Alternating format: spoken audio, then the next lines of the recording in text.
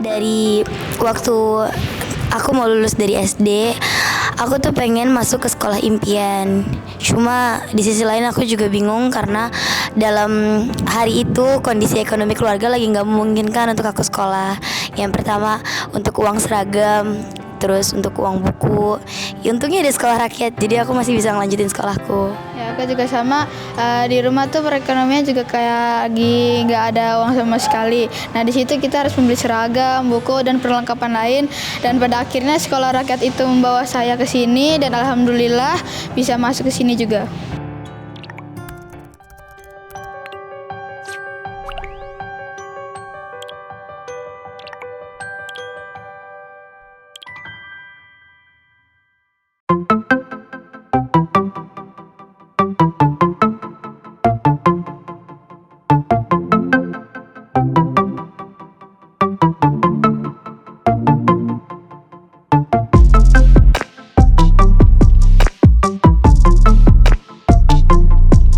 Di sekolah rakyat ini adalah gagasan dari Bapak Presiden Prabowo, di mana tujuannya adalah menuntaskan anak-anak yang di bawah garis kemiskinan agar nanti kemiskinan akan berkurang dengan melalui pendidikan. Ayah buruh harian lepas, kalau ibu rumah tangga. Kalau ayah supir galon dan ibu ada bantu di rumah tangga. Karena memang di sini ada salah satu siswa yang memang awal itu putus sekolah. Kebetulan di sini mulai terjamin pendidikannya di sini.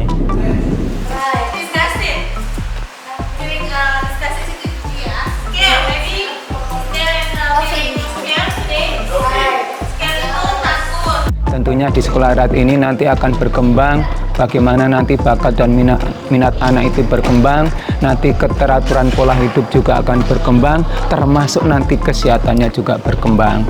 Sarana prasarana sudah dilengkapi oleh pemerintah, termasuk laptop dan smartboard juga sudah ada, sehingga ini anak-anak yang memang di bawah garis kemiskinan itu akan mendapatkan pendidikan yang layak, termasuk nanti teknologinya.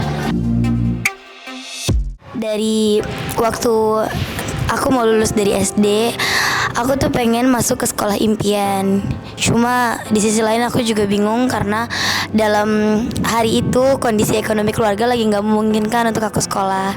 Yang pertama untuk uang seragam, terus untuk uang buku. Ya, untungnya ada sekolah rakyat, jadi aku masih bisa ngelanjutin sekolahku. Ya, aku juga sama. Di rumah tuh perekonomian juga kayak lagi nggak ada uang sama sekali. Nah, di situ kita harus membeli seragam, buku, dan perlengkapan lain. Dan pada akhirnya sekolah rakyat itu membawa saya ke sini dan alhamdulillah bisa masuk ke sini juga.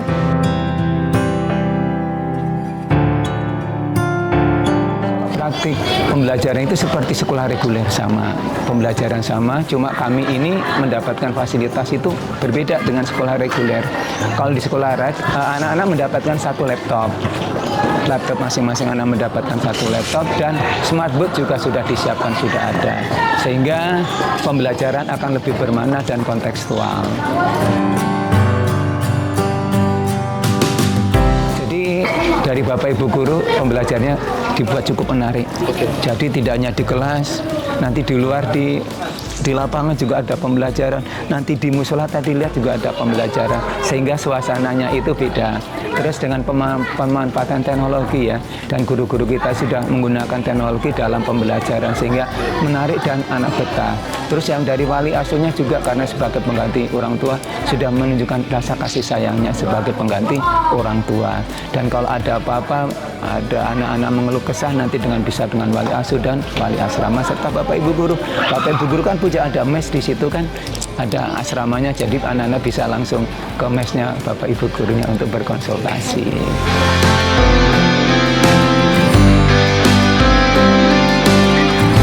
Untuk karakteristik sekolah rakyat kan kami ini kan tidak ada seleksi ya. Jadi tidak ada seleksi akademik sehingga nanti biar anak-anak yang memang dari desil 1 dan desil 2 itu bisa langsung masuk sekolah rakyat. Sehingga karakteristiknya berbagai macam. Oke, ada karakter berbagai macam, mungkin ada yang anak-anak sudah lancar membaca, ada yang belum lancar, tapi kita hanya beberapa siswa saja yang belum lancar dan alhamdulillah sekarang sudah lancar membaca karena ada apa? Karena kita ada tim teaching yang memberikan matrikulasi. terkait anak-anak di asesmen, oh ada yang belum lancar membaca. Tapi sekarang alhamdulillah semuanya sudah lancar membaca. Jadi karakteristiknya adalah berbagai macam. Karena tadi sekali lagi, karena ada tanpa tes akademik. Kalau untuk sekolah rakyat, karena kita tahu basicnya mereka anak-anak yang dalam tanda kutip kurang mampu, kita juga harus bisa all out karena tentunya penalarannya juga pasti berbeda dengan sekolah umum yang pertama. Kita harus bisa all out, kita harus ngasih media pembelajaran, kita harus ngasih materi di kelas itu, materi-materi yang gampang dicerna oleh siswa yang pertama. Terus kegiatan kita juga sebisa mungkin inovatif dan kreatif di sini. Seperti itu sih. Terus di sini juga karena berasrama ya, karena mereka berasrama, tentunya kan ada kecenderungan gesekan itu. Mungkin buat gesekan itu sangat ada, makanya kita selalu bikin kegiatan secara berkelompok supaya lebih bonding lagi sama semuanya. Itu sih Pak. Tapi udah pada punya bestie belum nih di sini, temen? Sudah. Aku udah bukan dua atau kita berdua doang bestinya, cuma bestinya tuh lebih ke satu kamar. Karena emang teman satu kamarku deket banget sama aku. Sama juga. Kadang kalau pernah tuh wali asrama pengen bilang, ini mau ditukar kamarnya apa enggak? Terus pada bilang, enggak apa, soalnya udah betah di sini, teman-temannya juga udah pada akrab-akrab semua kan di kamar ya. Ya jadi saya juga ngomong gitu. Iya, karena mungkin kita sekamar jadi bestinya cepet. Iya, ini kayak itu di sebelah situ kamarku, kita sama-sama hias kamar, kita sama-sama setiap malam ada sharing circle juga di kamar. Itu kalau homesick itu di awal-awal Mas. Kita di awal-awal Juli itu homesicknya itu sangat luar biasa anak-anaknya. Maklum ya, dari Purwopekan SD ke SMP ya, itu luar biasa. Ya kita Bapak Ibu Guru, wali asuh dan wali asrama membimbing anak-anaknya, diberikan penguatan bahwa nanti kamu adalah anak-anak hebat pejuang orang tua yang bisa meringankan beban orang tua gitu. Untuk awal-awal memang ada yang kangen orang tuanya, kangen teman-teman di rumah, apalagi kangen masakan orang tua yang paling sering, kangen masakan orang tua. Cuma setelah melakukan pendekatan dengan berbagai pihak, anak tersebut justru lebih betah di sini. Karena di sini segala sesuatunya terjamin. Yang pertama dari makannya 3 kali, bahkan anak-anak ada yang memang sehari sekali makan di rumah gitu kan. Kalau kangen pastinya ada, sampai detik ini juga ada. Cuma aku nggak pernah nangis karena kangen, iya. Karena mau sekangen apapun aku selalu ingat kalau tujuan utama aku di sini belajar, dan mama pasti maunya aku keluar dalam keadaan sukses. Kalau aku nangis mulu, aku jadi down mulu. Iya. Kalau aku sih kayak waktu pertama kali datang ke sini rasanya kayak kangen, nangis, terus kayak setiap malam tuh nggak bisa tidur. Karena kangen. Terus itu disampaikan nggak ke orang tua? Iya. Lagi komunikasi atau? Iya. Gitu. Kadang kalau itu saya suka ngomong, katanya jangan nangis, kan abang cita-citanya kan pengen jadi TNI, makanya kita harus belajar dari sini. Ini juga ntar kalau mau jadi TNI kan harus kayak latihan di barak gitu. Jadi jangan kangen, jangan nangis. Tantangannya adalah bagaimana merubah pola perilaku anak, pola keteraturan hidup anak. Jadi kalau di awal-awal itu kan anak-anak kan terbiasa jam 11 baru tidur ya. Jam 11 baru tidur, terus jarang olahraga, jarang cek kesehatan. Nah, di sekolah rakyat ini adalah tantangannya yang merubah pola keteraturan hidup. Jadi kita buat jadwal yang padat gitu ya, dari bangun pagi sampai tidur kembali. Dan itu sudah terpola, dan itulah tantangannya. Tetapi sekarang anak-anak sudah merasa nyaman karena sudah mengikuti. Yang anak-anak tidak bisa olahraga, di sini ada olahraga. Yang anak-anak beribadahnya tidak teratur, di sini menjadi teratur. Yang berat badannya mungkin berbagai variasi, nah sekarang berat badan anak-anak itu sudah naik. Karena kita tiap akhir bulan itu ada timbang berat badan, timbang tinggi badan. Dan anak-anak kondisinya sekarang ketika orang tua sudah berkunjung ke sekolah rakyat, oh anak-anak saya sekarang lebih bersih, oh berat badannya lebih nambah gitu ya. Dan muka-muka anak-anak itu fresh. Ada beberapa anak emang yang tingkat kondisi gizinya kurang, sehingga badannya agak kurus gitu ya. Dan sekarang sudah berubah karena kita gizi yang cukup lah, gizi yang tinggi daripada yang di rumah.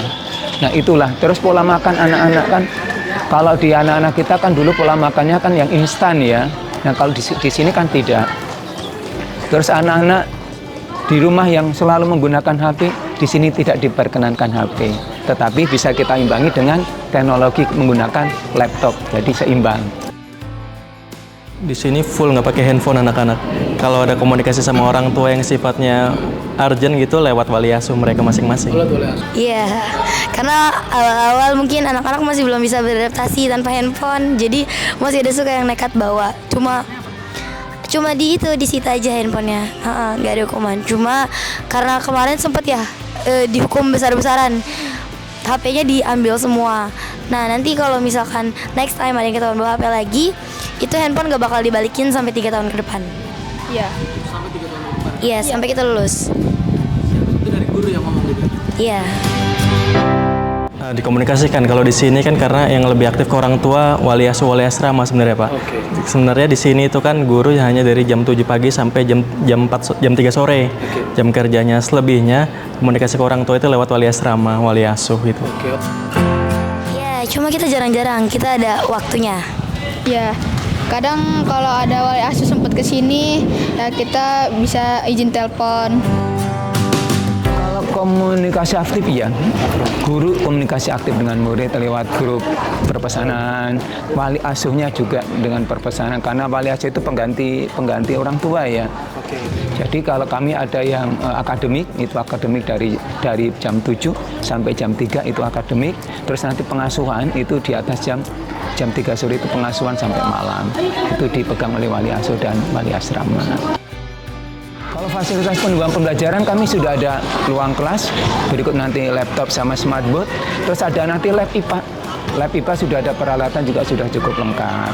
Terus ada nanti perpustakaan juga sudah cukup lengkap. Bahkan anak-anak itu kalau praktek IPA sudah menggunakan seragam baju putih semacam dokter gitu ya. Dan insya Allah minggu depan anak-anak kita itu sudah mulai semester, kalau kita namakan assessment sumatif akhir semester. Nah nanti setelah itu anak-anak bisa sekitar tanggal 2 bulan pembagian rapot dan belajar di rumah, anak-anak libur gitu. Kalau Sabtu Minggu itu kan kegiatan belajar mengajar libur ya?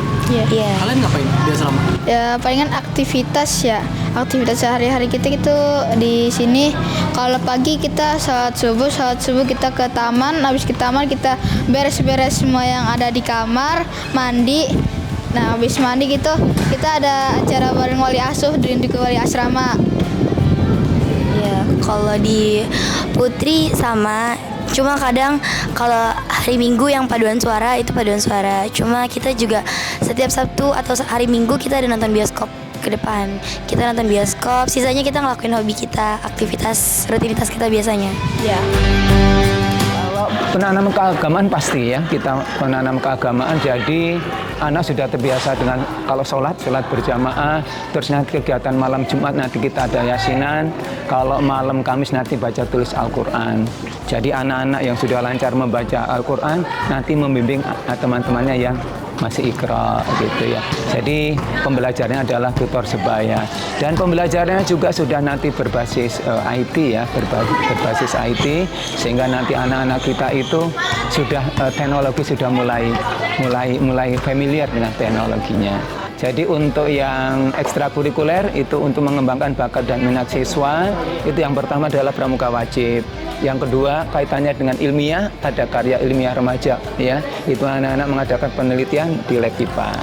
Terus berikutnya ada futsal. Ini futsal itu juga untuk yang laki-laki, kebetulan fasilitasnya lengkap. Ada lagi tari. Kalau tari ini hampir semuanya itu ikut tari. Karena anak-anak kita itu tarinya paling banyak. Nah, itu kita masukkan di situ. Yang ke istana itu kan memang excited banget ya anak-anak itu, karena kan nggak semuanya terpilih kebetulan yang berangkat ke istana untuk paduan sara. Ya anak-anak ceritanya itu yang pertama senang banget karena ketemu Pak Presiden itu kan di pas ketika 17 Agustus mereka senang banget. Kebetulan juga kita ini mau ada kegiatan juga sama Pak Presiden, rencananya ada opening. Mereka ya ada opening, nanti kita ketemu Pak Presiden di Bekasi rencananya. Memang Pak Presiden tuh ada rencana opening untuk sekolah rakyat. Nah, anak-anak ini mulai antusias lagi, Pak. Kebetulan anak-anak udah dapat seragam, semuanya udah full dapat.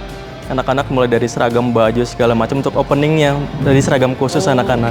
Kalau anak-anak keluar itu ada seragam yang jas alma mater begitu, Pak, sekarang anak-anak.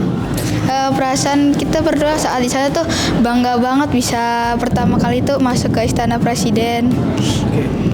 Ya kalau aku yang pasti sama bahagia, senang dan punya rasa bangga sama diriku sendiri karena pada akhirnya aku bisa menginjakan kaki di Istana Negara yang nggak semua orang bisa ke sana. Jadi rasanya bahagia banget. Dari sini tuh sekitar 10 orang lebih, Pak. 10 orang. Iya, yang ke istana. Memang di sini ada Eskul Padanusara? Di sini nggak ada. Oh. Di sini nggak ada. Memang sebelum terpilih anak-anak diuji cobakan dulu di kantor Kemensos ya. Oh, ada seleksi gitu untuk Ada seleksinya. bisa nyanyi? Iya. Oh, mantap. Bunda tuh bangga banget sama anak yang bisa banggain orang tua, terus sama kayak bisa bahagiain orang tua gitu, sampai nangis orang tua saya gitu. Ya, Kamu gimana? Mama nitip pesan sebelum aku pergi ke Istana Negara. Mama bilang setiap ada kegiatan apapun diikutin, atau ada hal yang mungkin bisa bikin kita bangga, kita harus ikut.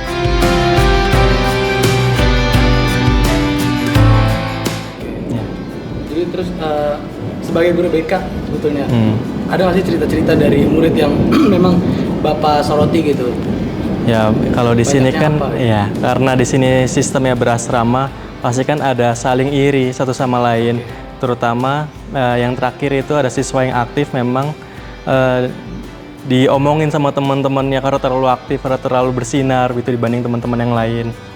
Kalau ada presentasi sangat aktif, kalau ada pertanyaan selalu menjawab, kalau ada penampilan, bakat, minat juga selalu tampil. Mungkin teman-temannya banyak yang iri gitu aja sih paling. Oh itu. Kalau untuk guru BK sendiri memang ada pendekatan khusus ya untuk anak-anak yang memang aktif. Jangan sampai perkataan teman-temannya itu justru menurunkan tingkat keaktifannya gitu loh. Kita bikin pendekatan, kita juga koordinasi sama wali kelas, sama wali asuh, wali asrama, supaya anak ini itu yang dari aktif tuh justru lebih aktif lagi. Iya, itu sih paling. Di pola makan kita menggunakan catering, tetapi gizinya sudah terukur. Kita itu mendapatkan makan 3 kali, anak-anak plus snack 2 kali. Nah, bagaimana pola makan anak-anak? Nanti anak-anak di sini nanti berbaris terlebih dahulu. Selesai pembelajaran berbaris, anak rapi terus menuju ke kamar makan dan nanti akan disiapkan oleh chiefnya. Chiefnya itu ketuanya, ketua asrama itu yang dari anak. Nah itu melatih kepemimpinan anak dan nanti akan disiapkan anak-anaknya untuk makan. Tentunya anak-anak nanti berdoa terlebih dahulu. Terus nanti ada gerak siap dan sebagainya. Itu mengikuti gaya angkatan, gaya TNI ya, sehingga terbentuk disiplin anak-anak.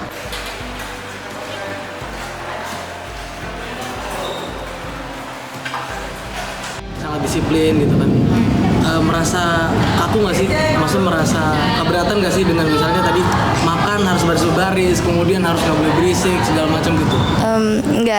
Enggak sama sekali karena emang dari rumah orang tua selalu ngajarin buat kalau makan tuh nggak boleh ngobrol. Jadi di sini aku mungkin udah bisa ngimbangin lah. Ya sama, dari rumah tuh kita belajar dari kayak cara makan, terus kayak yang lain-lain gitu juga. Dan kita juga pembiasaan di sini. Kadang kalau lagi nggak enak badan bisa disampaikan ke wali asuh. Dan kalau kita di rumah, kadang ya kalau kita lagi sakit bawa ke dokter. Nah di sini juga sama caranya begitu. Terus kalau ada anak-anak sakit nanti kita ada tenaga kesehatan yang standby. Jadi sudah aman lah dari segi kesehatannya juga. Hukuman tertentu kalau misalkan kalian lakuin apa gitu? Palingan kalau kita kayak gak mau ngikutin peraturan nih, contohnya kayak adab cara makan, pada teriak-teriakan, terus pada keliaran, itu dikasih hukuman. Apa tuh hukuman? Hukumannya kalau yang laki-laki ada yang push up, ada yang bersih-bersih kamar 3 hari, dan juga ada yang beres-beres kamar mandi 4 hari. Kalau di perempuan kita nggak seketat laki-laki karena peraturan itu kan dari wali asuh laki-laki. Nah kita cuma dapat hukuman kalau di dalam ruang makan kita ikut berisik. Nanti kita dikumpulin di tengah lapangan malam-malam. Itu kita semua yang laki-laki push up 20 kali, yang perempuan squat jam 15 kali. Terus setelahnya ada evaluasi juga dari wali asuh. Dan itu udah berkali-kali dilakuin karena emang kita masih susah buat silent di ruang makan. Kalau harapannya sih dari mereka pengen terus sekolah dengan fasilitas yang gratis semuanya kayak gini sebenarnya Pak. Banyak mereka yang pengen melanjutkan studi misalnya ke SMA juga yang full gratis. Bahkan ada yang pengen kuliah kayak guru-gurunya, ada yang pengen jadi guru juga kebetulan di sini. Pengen yang disupport sama pemerintah gratis full 100% gitu Pak.